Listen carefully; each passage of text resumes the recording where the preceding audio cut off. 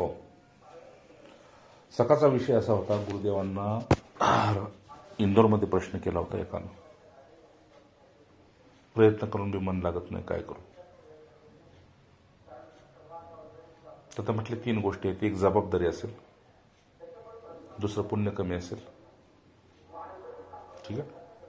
एक जबाबदारी असेल, दुसरं पुण्य कमी पडत असेल, आणि तिसरा पूर्वीचा कुसंग फार असेल. आता त्याचं शोधन तू कर.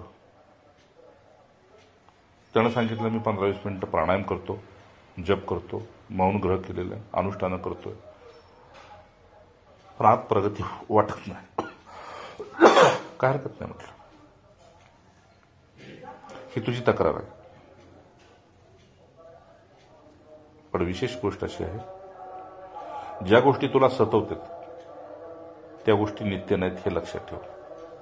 मग ते काम असेल, क्रोध असेल, लोभ असेल, षड्रिपूपैकी काही असेल. 6 शत्रू आहेत ना, काम, क्रोध, लोभ, मोह, मद आणि मत्सर. आगमा पानियो तांत्रिक्ष स्वभारता. याला उपाय आहे की सहन कर. सहन कर म्हणजे काय कर? काम असेल, क्रोध असेल, लोभ असेल, हे 3 मुख्य आहेत. सहन कर. सहन करायची पात्रता नसेल तर साधू संग कर. साधू संग मिळत नसेल तर संत चरित्राचा अभ्यास कर. आणि हे पार व्हायचं असेल तर उगीच प्रश्न विचारलास आणि मी सांगितलं तर पाप लागेल.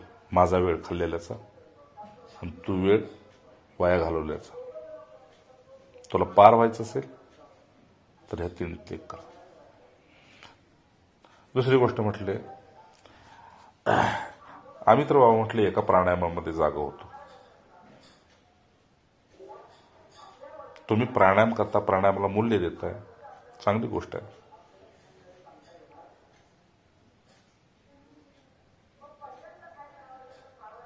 पण त्या प्राणायामाचा मूळ हेतू काय आहे? की आपल्या इष्टबरोबर एकाकार व्हायचं. ठीक आहे. कारण ज्यानं प्राण दिलेले आहेत त्याच्या स्मृतीत अखंड राहणं हे श्रेष्ठ प्राणायाम आहे. मग तुमचा कुंभक आपोआप लागतो, सूक्ष्मता होते, बीजमंत्र चालू होतो. बीजमंत्र चालू होतो. प्राणायाम ह्यासाठी आहे. ठीक आहे. शरीर शुद्धी होत असेल नसेल ती गोष्ट गौण आहे. आणि शरीर किती बी शुद्ध केलं तरी ते अशुद्धच राहणार आहे. पण कुंभकामध्ये तुम्ही गेला, प्राणशुद्ध होतील. मग तुम्ही बराच वेळ इथं प्राणायाम ओढत बसला म्हटले मी एका प्राणायामामध्ये जागेवर येतो, तर तुम्हाला बी शक्य आहे ते.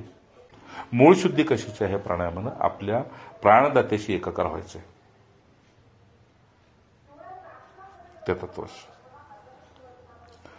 त्यावेळेस माझी काही चूक झाली बघा. मी इंदोरच्या आश्रमात कडेला ती बडबाशाच्या ते हे मारलेलं होतं, जाळी. त्या जाळीला टेकून बसलो होतो. त्या जाळीवर हरिओम गुरु ओम गुरु असं लिहिलं. आपलं बघितलं, शांत बसलो. आणि समोरनच गुरु गेले. मी पश्चिम दिशेला तोंड केलं होतं, ते उत्तर दिशेने चालले होते.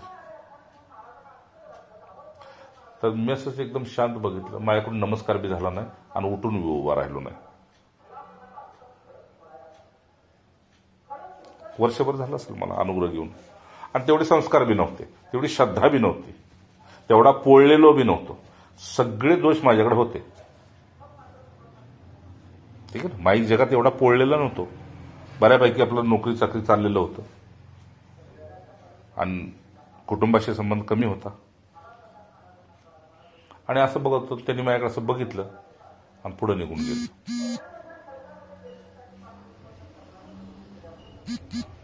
तर मला वाटलं हे सगळे जे जप करत बसले होते, कोणी प्राणायाम करत होतं, कोणी गुरुगीता वाचत होतं, तू तिथे काय करतोस?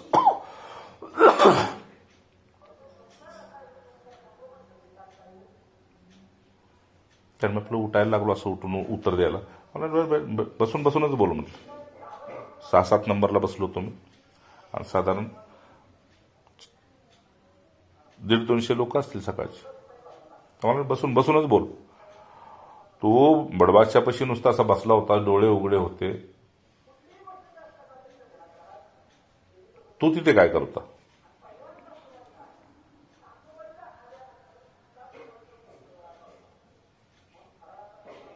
तर काय सांगायचं? पण माझ्यातला प्रामाणिकपणा बाहेर आला. मला कुठंच मन लागत नव्हतं, म्हणून मी ऐकलं होतं की तुमचं अस्तित्व तिथं आहे, म्हणून तुमच्या संगतीत बसलो होतो. ठीक आहे. मन कुठंच लागत नव्हतं. रिक्षा घेऊन किती काळ झाला म्हणलं. मागच्याच वर्षी की तुमची गाठ पडली हे आता वर्ष बी नाही झालं, वर्ष झालं असेल म्हणलं. असेल नसेल असं करू नका. जसं नाव तुमच्या लगेच लक्षात राहतं तसं ही तिथी लक्षात राहावी म्हटलं. मृत्यूच्या वेळी तिथी तुम्हाला कामाला येईल. ती कशी की मी त्यांचा आहे आणि या तिथीला आहे. तुमचा जन्मदिवस लक्षात राहतो, तुमचा लग्नदिवस लक्षात राहतो, तुमच्या अन्य तिथी लक्षात राहते, दिले घेतलेलेच लक्षात राहतं. ही तिथी लक्षात ठेव. ही तिथी मृत्यूच्या वेळी कामाला येते. म्हणजे साधू पुरुषापुढं तुमच्या प्रामाणिकपणाला खूप महत्व आहे. बाळ जसं आहे तसं आईपुढे नग्न होतं ती किंवा ती नग्न करते, त्याला काहीच लाज वाटत नाही. त्याचं कारण काय तर त्यालाही माहित आहे ही माझी आई आहे आणि हिला माहित आहे हे माझा मुलगा आहे. पण वय झालं की दुर्योधनाला बी लाज वाटली आई पुढे नग्न व्हायला.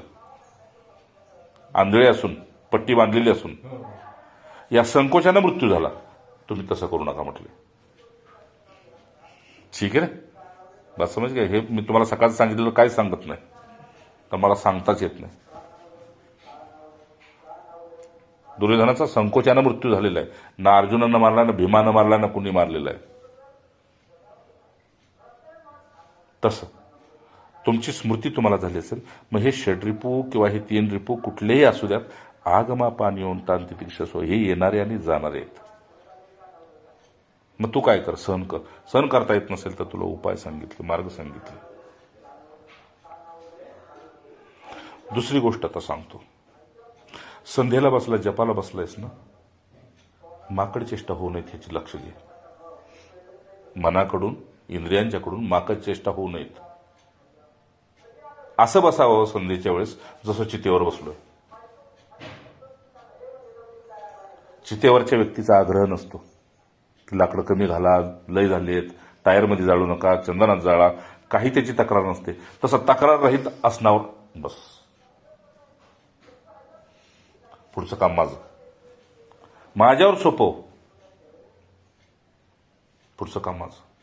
असा बस की पुन्हा संध्येला गती आल्यानंतर काय होते ते डोळे उघडून बघू नको. जगात बी आणि आत बी, 2 गोष्टी. नवीन सगळं सांगतोय. जगात बी आणि आत बी. कारण आत जे आहे तेच जगात आहे. आत बी रागद्वेष आहे, जगात बी रागद्वेष आहे. आत मोह आहे, जगात बी मोहच आहे. आत विरक्त आहे तर जगापासून विरक्त आहे. आत निस्पृह आहे, बाहेर निस्पृहच आहे. आणि जप गतीला लागला 4-2 माळात की निष्प्राण अवस्थेला मूल्य दे. भले 4 माळा कर, 1 कर, निष्प्राण अवस्थेत कर. का? आता या मनाला कळतं की हा आपल्याला सोडून चाललाय. हे लक्षात ठेव. जे मन इतकं त्रास देत होतं की नाही, त्या मनाला कळलं की हा आपल्याला सोडून चाललाय. आणि साधन काळात तुम्ही मनाला सोडायला लागला की मृत्यूच्या वेळेस सुद्धा ते मनाला सोडूनच तुम्ही जाता. त्यामुळे मनाचा तुमचा संबंध कारणबंध मोक्ष योग. ठीक आहे ना. मग जन्माला घालायला पुन्हा मृत्यूला प्राप्त व्हायला ते मनच कारण आहे. समजले ना. लक्षात ठेव.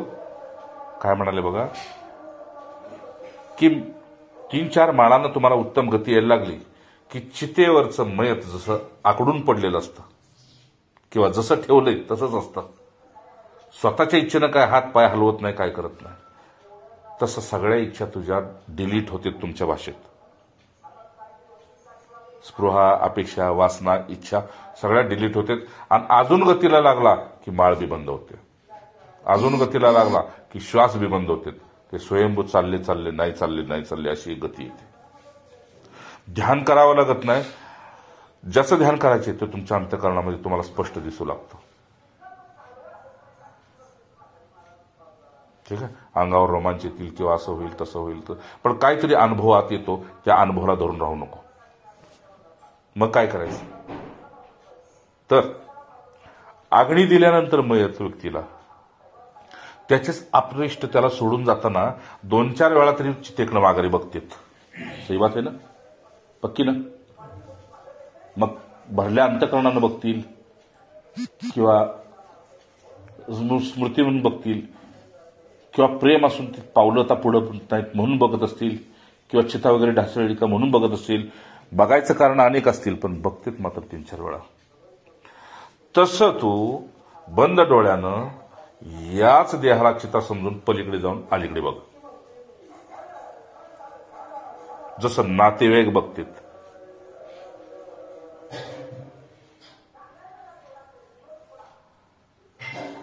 ठीक आहे ना. मग तू या मनाला, या अंतःकरणाला, या देहाला टाकून चाललेलं पाहून तुझं ते असंग तत्व इतकं शुद्ध, इतकं विशुद्ध असेल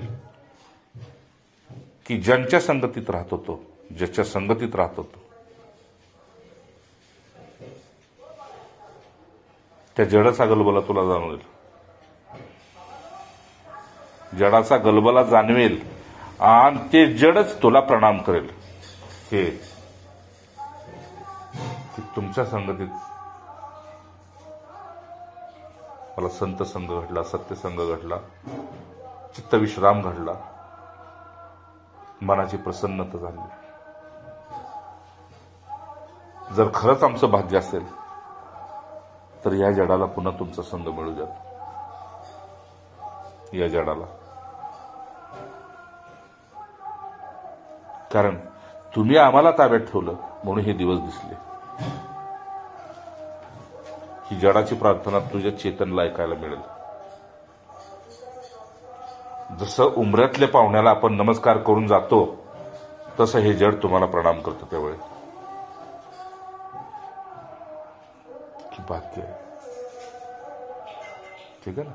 जडाला तिथं जड चितामय झालेलं असून सुद्धा जडाला तुम्ही आशीर्वाद करताना बघायला तुम्हाला मिळेल.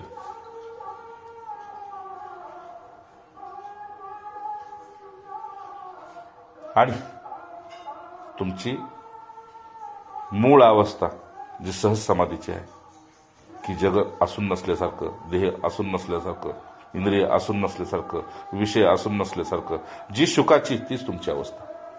शुकाची म्हणजे शुकदेवांची, तीच तुमची अवस्था. पण तरी बी त्या अवस्थेत सुद्धा तुमचं चित्त गुंतणार नाही. का तर संबंध संपलेला आहे अंतःकरणाचा. त्यामुळे स्थितीमध्ये मस्त जाणार तुम्ही. जसा हाती चालत गती आपली. ठीक आहे ना.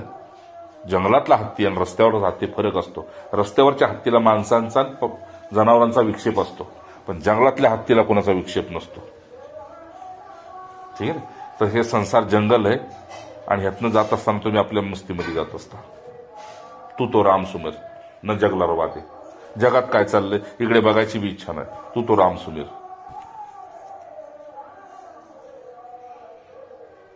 आणि मग सकाळी सांगितलं होतं,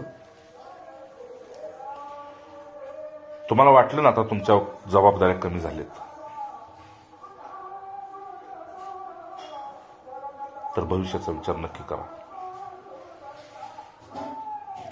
किमान शरीरानं बाहेर पडणं अशक्य असेल तर वृत्तीनं बाहेर पडा, अपेक्षेनं बाहेर पडा, आसक्तीनं बाहेर पडा.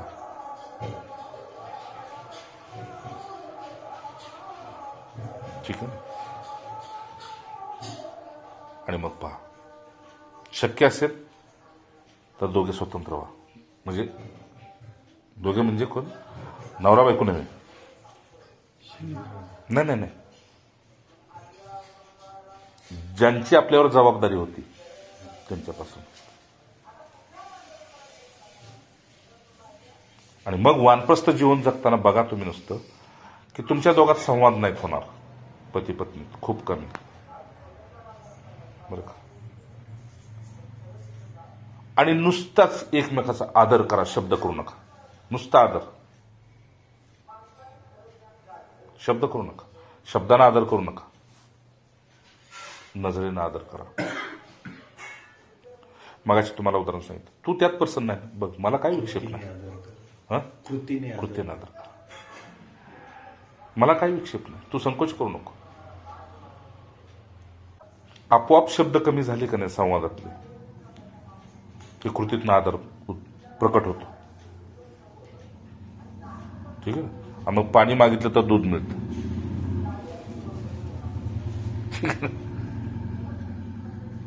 पण भावना अशी असावी शेवटच्या काळात, काहीच मागायचं नाही. जेवढं यथाशक्ती असेल ते स्वतः करायचं, स्वतःच. काय होईल ह्यानं माहितीये का? साधुरेव मंतव्य. माझ्या दृष्टीत तो साधूच झाला. वरचा त्याचा शिक्का आहे, परमात्म्याचा. साधुरेव मंतव्य, माझ्या दृष्टीत तो साधू झाला आणि वानप्रस्थी संघामध्ये तप करू लागला.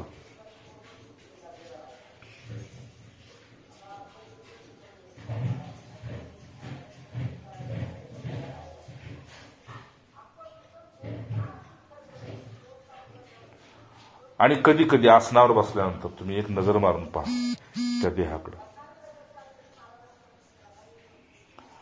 तुमचं प्रेम निशब्द अवस्थेमध्ये त्याच्यामध्ये प्रवेश करताना त्याचे डोळेच बंद होणार पाहिजेत, बंदच डोळे झाले पाहिजेत.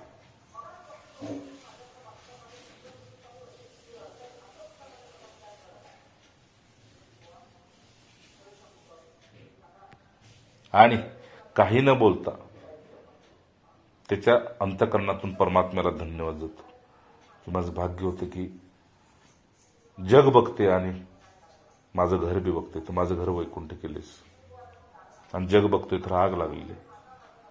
तिथेच त्यांचा आशीर्वाद होतो आणि त्याला धन्यवाद जातो, आणि त्याचा हिस्सा न कळता आपल्याकडे ओढून येतो.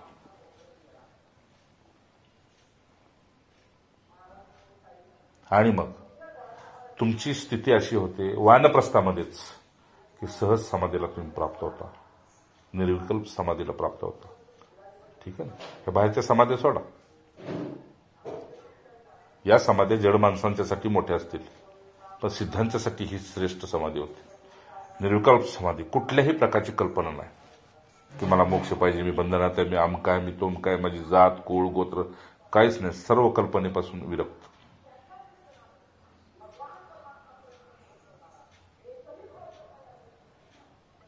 आणि मग तीच स्थिती तुमची व्यवहार जगतात देता घेता सुद्धा सहज अवस्थेत असता. जसं तुम्ही इथं बसलाय तरी तुम्हाला स्मृती इतकी आहे की माझं घर मुंबईत आहे, माझं जॉब मुंबईत आहे, माझं हे मुंबईत आहे, माझं ते मुंबईत आहे. ही तुमची स्मृती तुम्हाला जसं सूक्ष्म रूपाने तुमच्या पुढंच आहे, तसं जड अवस्थेमध्ये तुमची समाधी तशी चालली असते. चालता चालता समाधीत असता तुम्ही. जग इथपर्यंत योग्यता तुमची निर्माण होते की जग समोर असून दिसत नाही, अजून बरोबर उघड्या डोळ्याने बी जग दिसत नाही.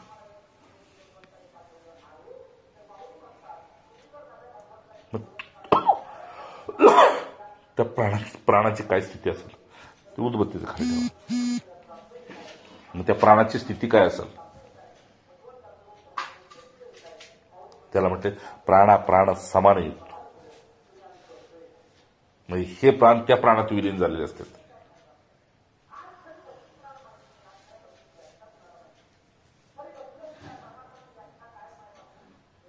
पुढे अशी अवस्था होते की एकाच बाजूला तुमचं नामस्मरण बी चालू आहे आत नजर मारली तर, आणि दुसऱ्या बाजूला बघितलं तर निर्गुण तुमची सहज समाधी बी.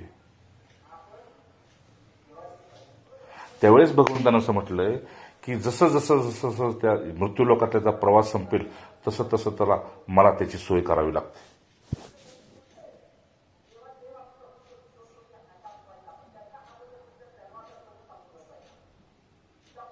का बरं? तर तुम्ही षड्रिपू म्हटलं होतं आपलं हे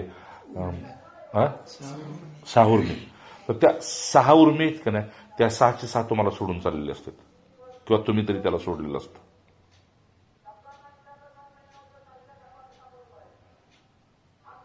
आणि प्राणायाम करायची गरज नाही. आपोआप तुमचं जसं मोबाईल बंद झालं तर लॉक होते की नाही, तसं आपोआप तुमचा कुंभक लॉकतून बंद होतं सगळं. प्राण घ्यायची इच्छा होत नाही. आता प्राणापेक्षा तर दुसरं काहीच प्रिय नाही आणि प्राणच घ्यायची इच्छा होत नाही. प्राण घ्यायची तर ते ऐकताय का? प्राण घ्यायचीच इच्छा होत नाही. आणि मग इंद्रियांचा गलबला झाला की ते स्वतःच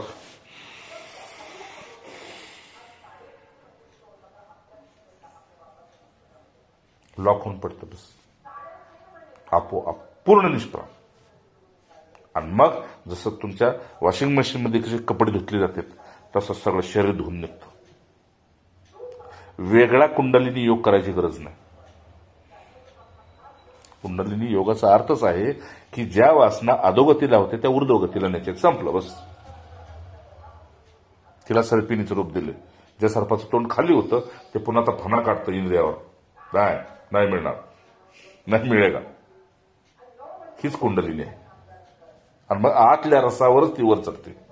त्यालाच ब्रह्मरस म्हटलंय. संपलं. त्याचं लयच काहीतरी पसारा मांडून ठेवला. मग हे केलं तर ते, ही नाकोडं ते, मग ती नाडी ती, काही नाही. मूळ नाडी गावली गुरूंच्याकडून काम संपलं. बस. नाही ना. म्हणजे अवघड अवघड करून ठेवणारी हे व्यासपीठ चाललं काही. ठीक आहे. व्यासांनी खूप सोपं करून ठेवले. जा गुरूंच्याकडे, घे समजून, लाग मार्गाला. बस संपलं. लाग मार्गाला. आणि बापूंचं तर स्पष्ट मत आहे गुरुदेवांचं की तुम्ही सुरुवात करा, बाकीचं मला सांगायची गरज नाही. आपोआप तुमचा मार्ग खुलणार. कारण ज्या मार्गाने मी गेलोय त्या मार्गाने तुम्ही येताय. ठीक आहे ना. बस. आता ह्यात मूल्य कशाला आहे? तुमच्या भोकेला.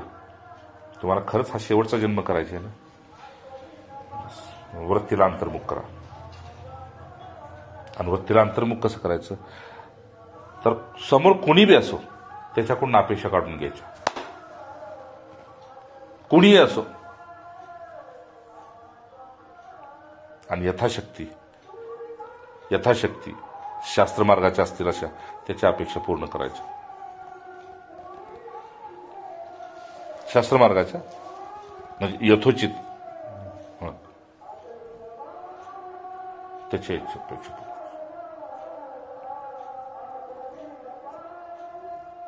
तेच आहे. सुख मिले सुख दे दो, सुख मिले दुःख मिले, दुःख दे दो दुःख मिले, आमक दे दो, शक्कर केला शक्कर मिले, टक्कर केला टक्कर मिले, असं तेच आहे. पण हे साध्या भाषेत त्याच्याकडून अपेक्षा बंद करायच्या आणि त्याच्या अपेक्षा यथोचित पूर्ण करायच्या.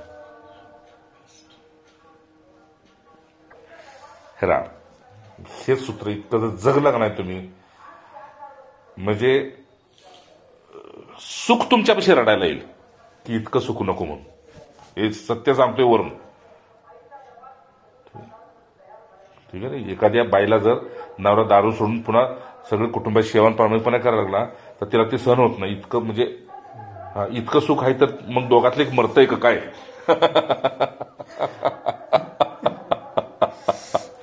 हो, ही दुःखाची अनुभूती होते की इतकं चांगलं वागला तर दोघातलं एक जाईल.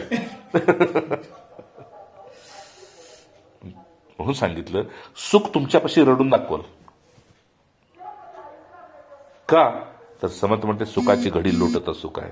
मी सुखाची इच्छा सोडून दिली म्हणून सुख माझ्यापाशी रडायला लागलं. दुनिया सगळी सुखासाठीच पळते. मला बाबांचा विषय आवडला. बाबा म्हणले महाराजांना एकदा पाणी प्यायचं तर रात्र तहान लागली, उठून गेले आणि डेऱ्यातून त्यांनी ती गाडगं भरून घेतलं आणि पाणी पित होते पायरीवर बसून. तर तेवढ्यात एक दोन शिष्य आले. म्हटले महाराज अहो तुम्ही बोलला असता तर. नाही म्हटलं तेवढ्या असं नका, तेवढ्यात निमित्तानं माझी पावलं शतपावली झाली आपले आणि तहान लागली. पुन्हा एकदा गार लागलं म्हणून पलीकडचे जाऊन घोंगडं घेऊन आले. म्हटले सांगितलं असतं घोंगडाचं. नाही असू दे तुमची झोप लागली असेल.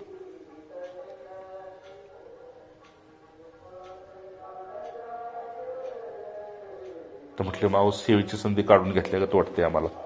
आमच्यातून सेवेची संधी काढून घेतल्या. तर ते काय म्हटले माहिती, तुमच्या हृदयातली भक्ती बघूनच म्हटले मी माझी कामं मी करायला लागलो या. हे फार मोठ्यांची उत्तर आहे ती मोठी. मी तुम्हाला सेवक म्हणून पाहत नाही ना, तुमच्या हृदयातली भक्ती बघूनच माझी मी कामं करतोय.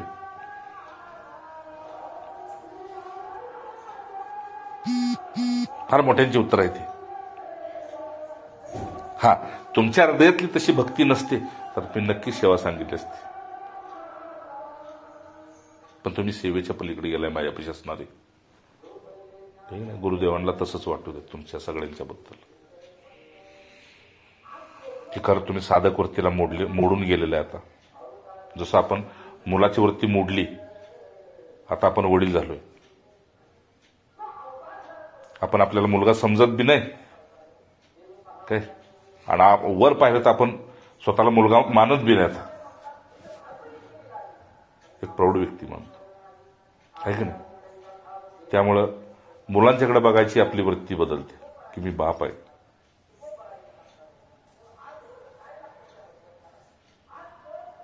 मग तुमचं बाप पण जसं मुलापाशी सिद्ध होतं तसं माझं गुरु पण तुमच्यापाशी सिद्ध होऊ देत म्हणते. का तर मुलांना जसं कळतं की काही जरी आलं तर वडील उद्याच माझी गरज भागवणार आहेत. ठीक आहे ना, काय करायचं ते करतील पण उद्या माझं ते भागवणार आहेत. 2 दिवसानं माझं भागवणार आहेत. बस तुमचा एवढाच विश्वास पुष्ट करा की जो तुमच्या पाठीमागं आहे तो तुमचं पुढे बघणार आहे. जय जय अवधूत श्रीकृत राम राम राम राम राम. विश्वास मेला की नाती संपली.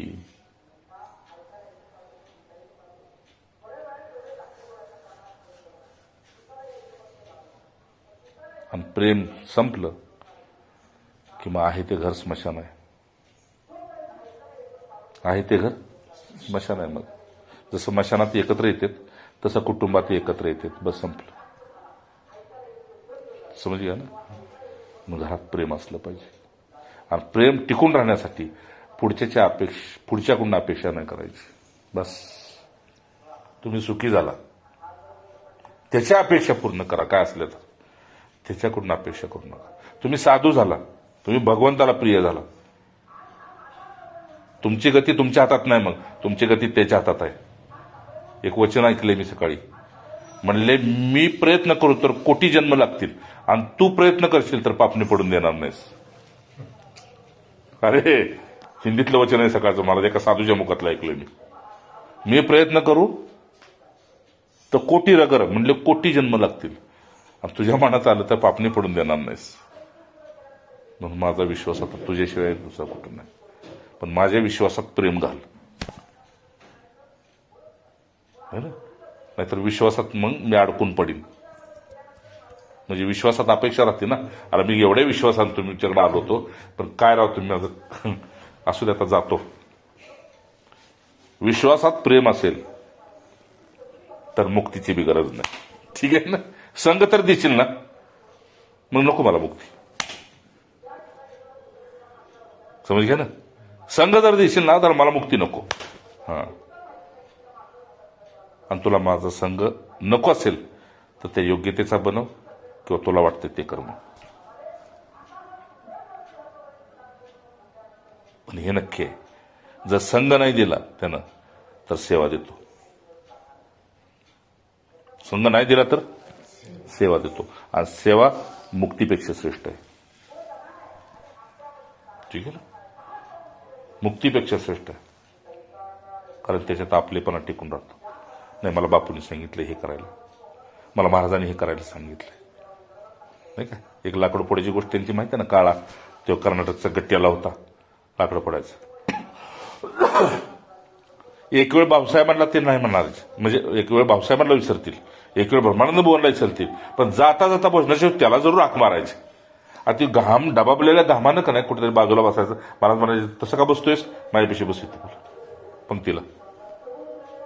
त्याला असं वाटायचं काय पुण्य केलं कुणास ठाऊक, फोडतोय तर लाकडं पण पंक्तीला महाराज मला घेतात. ठीक आहे ना. ती जप करत नव्हतं, काय करत नव्हतं, काहीच नाही. नुसतं सकाळपासून संध्याकाळपर्यंत लाकडं फोडायची.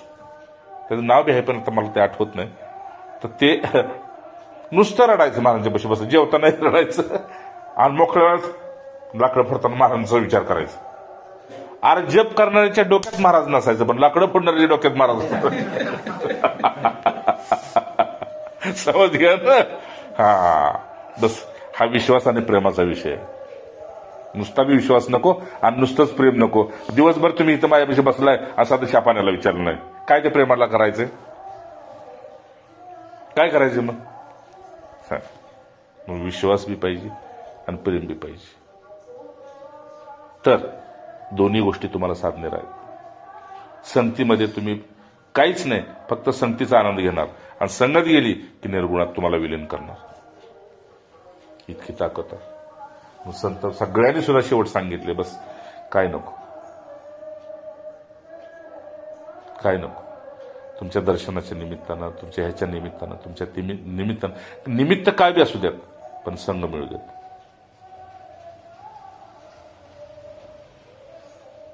मग त्यांचं ब्रीद आहे, बस ब्रीद आहे. परमार्थात साधनेपेक्षा, पुन्हा सांगतो, साधनेपेक्षा प्रामाणिकपणाला खूप मूल्य आहे. आपण आपल्याशी प्रामाणिक असलो का नाही, त्यालाही फार कौतुक होतं. म्हणून मी मला सांगितलं तुम्हाला पहिलंच किस्सा. गुरु, तू काय करता? ही सगळी प्राणायाम करते, गुरु गीता वाचते, कुणी जप करते, तू तिथं काय करत? मन लागत नव्हतं कुठं, म्हणून तिथं बसलो होतो. मग तिथं काय आहे? आता तिथं सगळे सांगते तुमचं अस्तित्व आहे म्हणले. काय कुठं नसाल तर तुम्ही इथं नक्की आहे म्हणून सांगितले. काय असं नुसतं मान आलेली बस. किती झाली दीक्षा घेऊन? म्हटलं वर्ष झालं असेल. अजून पक्का पत्ता नाही. तारीख म्हटलं दीपावळीच्या दरम्यान घेतली होती. म्हणलं कुठं घेतली? म्हणलं पंचगडमध्ये. हा फौजी ना तू? म्हणलं हा. नावानं हाक मारत नव्हते. फौजी ना तू? म्हणलं हा फौजी. फौजी आता साधू होता है, पता है तेरे को? म्हणलं नाही. जो मिल जाए वो खाता है. हाँ नाम नहीं लेता लेकिन देश की रक्षा करता है. ठीक है. आता साधू होता है म्हणले. वो पुरा साधू होणार की नाही? ते आता काय तिथं काय माहित नाही, काय बोलायचं. आपण खेड्यातल्या अडाणी पुरा साधू होणार की नाही. मग तेव्हापासून टोकायला सुरुवात केली. ती घड्याळ काय करायचे, ते अंगठी काय करायचे, आणि जीनची पॅन्ट घालून आलाय असे असे. हो एकदा असा वाकडा उभा होतो म्हणले अजून तसं वाकडं उभं राहायला वेळ आहे.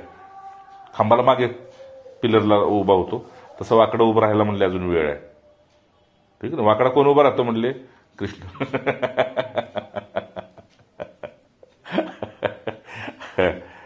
अशाच काही गोष्टी आहेत संकेतानं, पण ते आता कळतात, त्यावेळेस कळत नव्हत्या. आणि आता असं वाटतंय की बस म्हणजे त्या घडलेल्या घटनेच्या प्रेमात फक्त बुडून राहा. म्हणून संघानंतर संघात जेवढी मजा नसती तेवढी संघानंतर लय मजा असते. त्या स्मृतीत राहायला. ठीक आहे. म्हणून संघ करायचे. नारायण वासुदेव. हरगोविंद. ओम ओम.